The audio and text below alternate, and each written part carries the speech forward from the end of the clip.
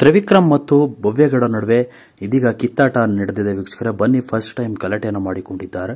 So ಯಾವ ವಿಚಾರಕ್ಕೆ ಏನಾಯ್ತು ನೋಡ್ಕೊಂಬರೋಣ. ಈ ಒಂದು ವಿಡಿಯೋ ನೋಡೋಕೆ ಮೊದಲು ನೀವು ನಮ್ಮ ಚಾನಲ್ಗೆ ಸಬ್ಸ್ಕ್ರೈಬ್ ಆಗಿಲ್ಲ ಅಂದ್ರೆ ಈ ಕೂಡಲೇ ಸಬ್ಸ್ಕ್ರೈಬ್ ಆಗಿ, ಹಾಗೆ ಪಕ್ಕದ ಬೆಲ್ ಐಕನ್ ಕ್ಲಿಕ್ ಮಾಡ್ಕೊಳ್ಳಿ ವೀಕ್ಷಕರೇ.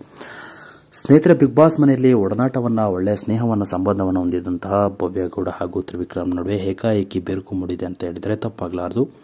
ಬಿಗ್ ಬಾಸ್ ಸೆಮಿಫೈನಲ್ ಸ್ಟಾರ್ಟ್ ಆಗಿದ್ದು, ಸೆಮಿ ಟಾಸ್ಕ್ ನಡೀತಾ ಇದ್ದು, ಫೈನಲ್ಗೆ ಇದೀಗ ಮೊದಲ ಕಂಟೆಸ್ಟೆಂಟ್ ಹನುಮಂತ ತಲುಪಿದ್ದು, ಇದೀಗ ಎರಡನೇ ಕಂಟೆಸ್ಟೆಂಟ್ಗಾಗಿ ಭಾರಿ ಹೋರಾಟ ನಡೀತಾ ಇದೆ ಸ್ಪರ್ಧಿಗಳು ಫಿನಾಲೆ ಟಿಕೆಟ್ ಅನ್ನು ಪಡೆದುಕೊಳ್ಳಿಕ್ಕೆ.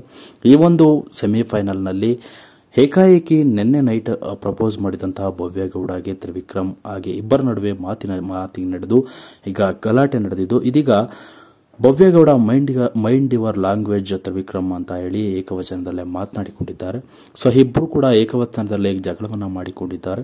ಸೊ ಇಬ್ಬರು ಕೂಡ ಬೇರೆ ಬೇರೆ ಆಗಿದ್ದು ನಿಜಕ್ಕೂ ಅಭಿಮಾನಿಗಳಿಗೆ ಶಾಕ್ ಆಗಿದ್ದು, ಸೊ ನಾನು ಗೆದ್ದಿದ್ರೆ ಏನು ಅಂತ ಹೇಳ್ತೀರಾ ಅಂತ ನೈಟ್ ಮಾತುಕತೆ ನಡೆಸಿದಂತಹ ಭವ್ಯಗೌಡ ತ್ರಿವಿಕ್ರಮ್ ಇಬ್ಬರು ಕೂಡ ಒಡನಾಟವನ್ನ ಹೊಂದಿದ್ರು. ಮದುವೆ ಆಗುವ ಪ್ರೀತಿಯಿಂದ ಮದುವೆ ಆಗುವ ಪ್ಲಾನ್ ಕೂಡ ಮಾಡ್ಕೊಂಡಿದ್ರ ಏನೋ ಗೊತ್ತಿಲ್ಲ ವೀಕ್ಷಕರೇ.